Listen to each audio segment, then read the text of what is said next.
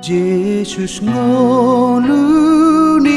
totiku hodo haporu sakit gok di hona madiriku rodinasa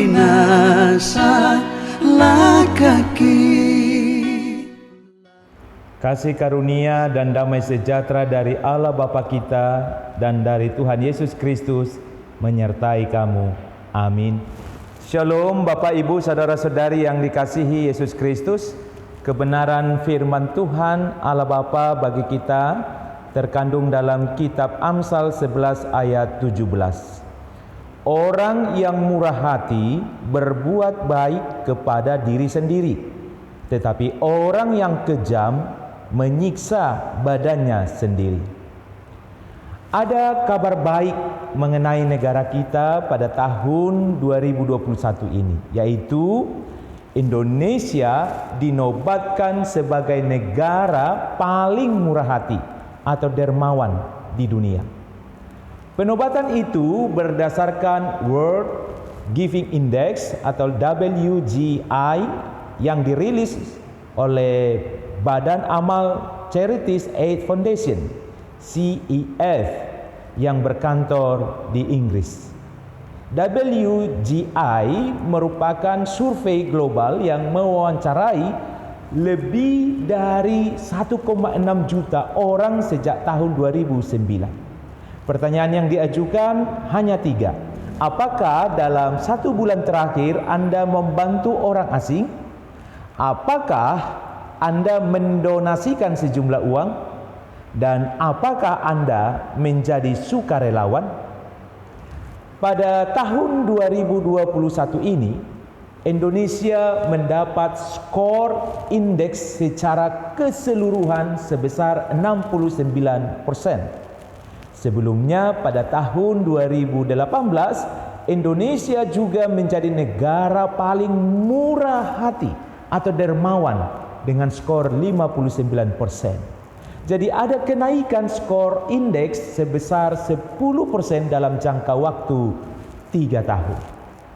Yang menarik, melansir situs New Indian Express, sejumlah negara barat tergeser dari peringkat 10 besar seperti Kanada, Inggris, Amerika Serikat, dan Belanda. Sebaliknya, ada negara-negara Afrika yang baru muncul di peringkat teratas seperti Nigeria, Ghana, dan Uganda. Sementara Kenya sudah pernah masuk top 10 dan kini berada di peringkat kedua. 2 negara yang rajin berada dalam daftar 10 besar adalah Australia dan Selandia Baru. Dan tahun ini mereka berada di peringkat kelima dan ketujuh.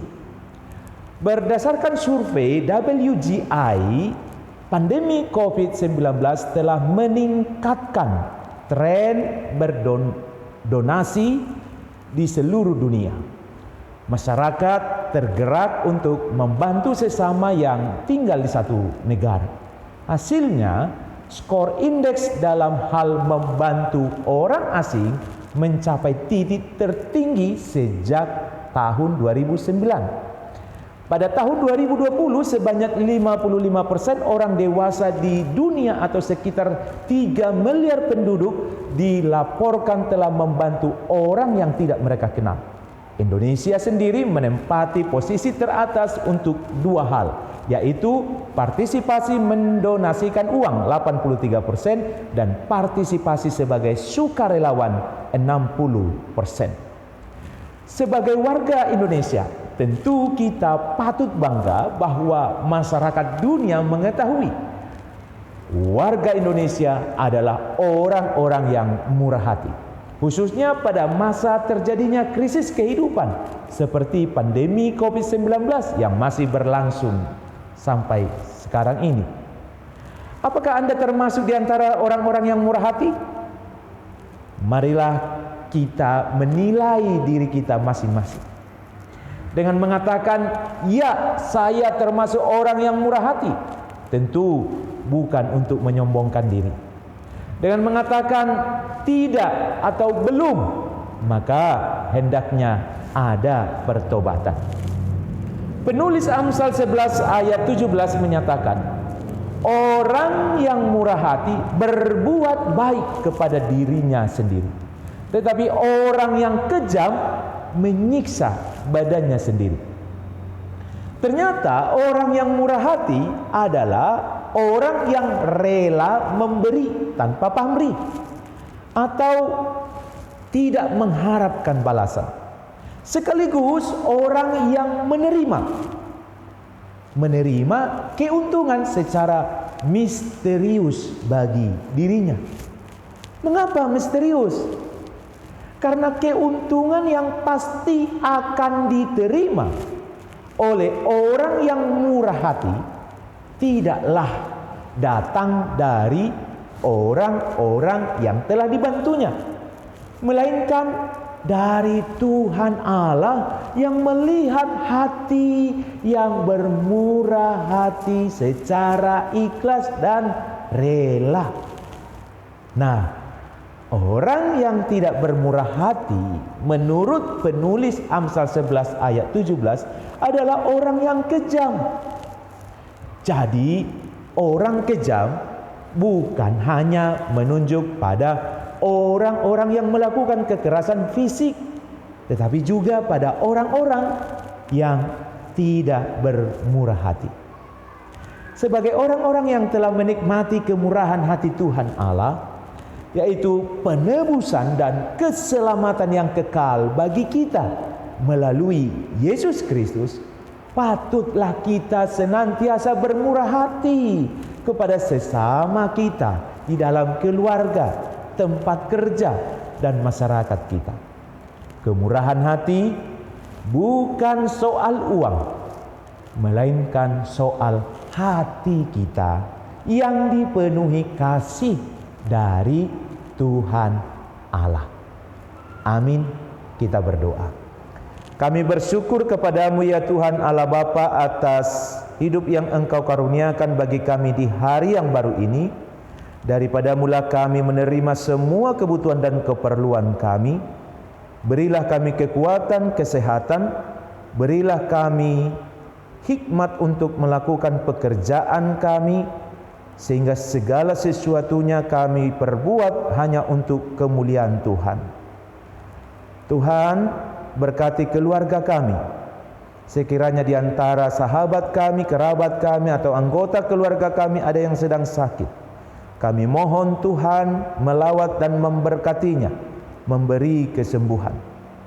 Berilah kepada kami iman yang semakin tumbuh dan teguh di dalam hati kami, sehingga dalam segala perkara kami tetap percaya dan setia kepadamu. Dan dalam segala keadaan kami boleh memperlihatkan kemurahan hati, sebagaimana firman-Mu yang telah kami terima di saat ini. Engkau sudah bermurah hati kepada kami dengan memberi penebusan dan keselamatan yang kekal melalui Yesus Kristus. Maka dalam hidup kami ini, kami boleh bermurah hati, karena di dalam hati kami ada kasih Tuhan yang tak terbatas. Terima kasih ya Bapa. Pakailah hidup kami ini untuk boleh menyalurkan kasih-Mu kepada banyak orang di dalam keluarga kami, di tengah masyarakat kami. Berkati bangsa dan negara kami ini, supaya terjadi kehidupan yang baik, kehidupan yang berkeadilan, dan yang sejahtera. Terima kasih banyak ya Bapa, dalam Yesus Kristus kami memohon dan bersyukur kepadamu. Amin.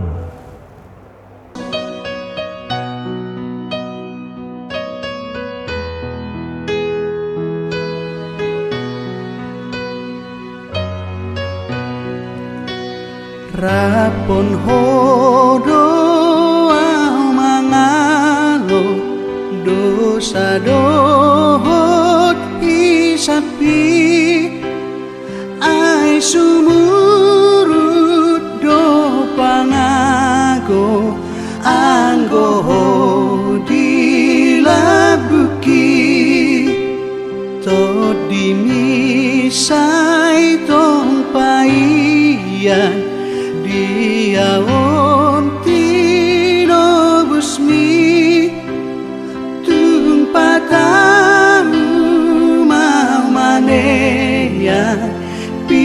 sarba